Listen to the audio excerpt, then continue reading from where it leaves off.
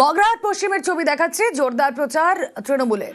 প্রার্থী শামীম আহমেদ বাড়ি বাড়ি গিয়ে জনসংযোগ, প্রথমবার ভোটের লড়াইয়ে আত্মবিশ্বাসী শামীম।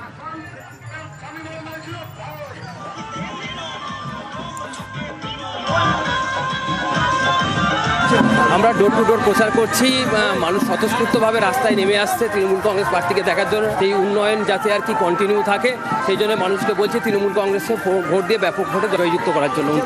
গাড়ি ব্যবহার করলে সেই অ্যাটাচমেন্টটা আসে না, পায়ে হেঁটে একদম তার কাছে পৌঁছে যাওয়া নিবিড় যোগাযোগ, যেটা সেটাই আমি চাইছি এবং সেটাই করছি আর কি।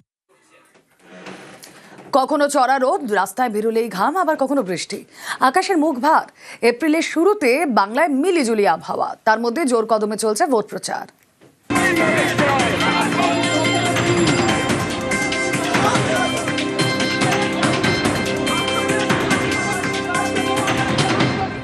তিনশো ৩৬ দিন আমরা মানুষের বললাম যে আমরা পথে থাকি, শীত গ্রীষ্ম বর্ষা তৃণমূলই ভরসা। আমাদের কাছে রৌদ্র তীব্র গরম ভীষণ ঠান্ডা কিংবা বিশাল বর্ষা প্লাবন, সেগুলো আমাদের অন্তরায়। একটা দায়িত্ব আমাকে একটা পার্টি দিয়েছে যে 37 হোক আর 40 হোক করতে হবে। ভগবানের কৃপায় স্বাস্থ্য ভালো আছে, জল খাচ্ছি, ইলেকট্রল খাচ্ছি, আর কি।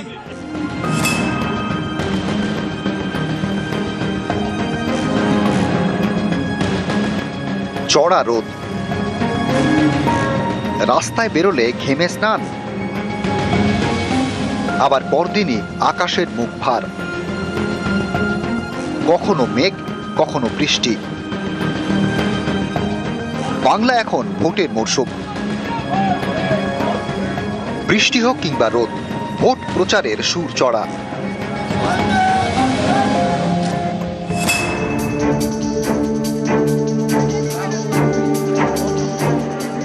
গত কয়েকদিন ধরেই চৈত্রের গরমে পুড়ছে বাংলা, তার মধ্যেই ভোটের গরম। রাজ্য জুড়ে চলছে প্রচার।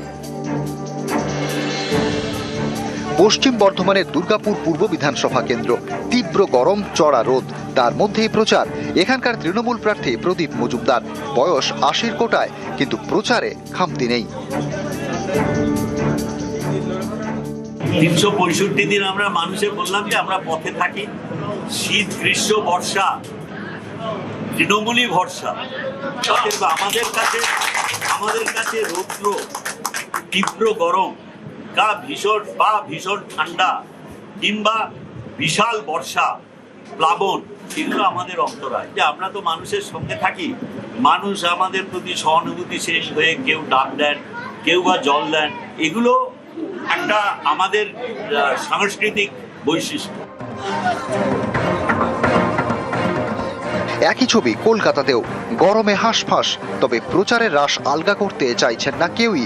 তৃণমূল বিজেপির পাশাপাশি জোর কদমে প্রচার সারছে বামেরাও।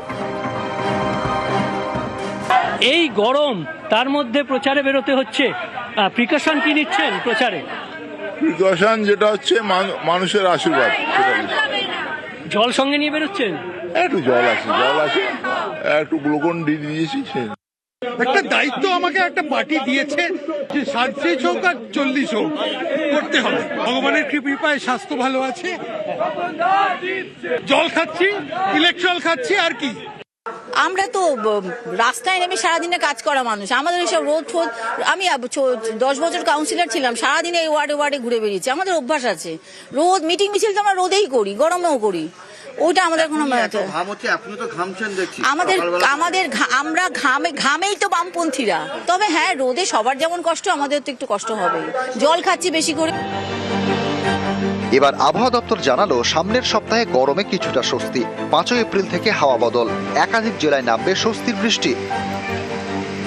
5 তারিখ থেকে পরবর্তী 3-4 দিনে দিনের তাপমাত্রা বেশ খানিকটা কমে যাবে, প্রায় 3 থেকে 4 ডিগ্রি মতো। বৃষ্টিপাতের সম্ভাবনা দক্ষিণবঙ্গে বাড়ছে। 5 থেকে 6 তারিখের মধ্যে বিক্ষিপ্তভাবে বৃষ্টিপাতের সম্ভাবনা থাকবে, বজ্রবিদ্যুৎ সহ, সাথে দমকা হাওয়া কোথাও কোথাও।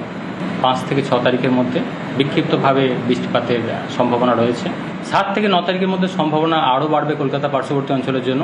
5 থেকে 6 তারিখের মধ্যে উত্তরের জেলাগুলোয় বিক্ষিপ্তভাবে হালকা থেকে মাঝারি ধরনের বৃষ্টিপাত, বজ্রবিদ্যুৎ সহ। বৃষ্টিপাতের সম্ভাবনা উত্তরবঙ্গের জন্য বাড়বে 7 থেকে 9 তারিখের মধ্যে, এবং তীব্রতাও বাড়ার সম্ভাবনা রয়েছে। নিউজ 18 বাংলা।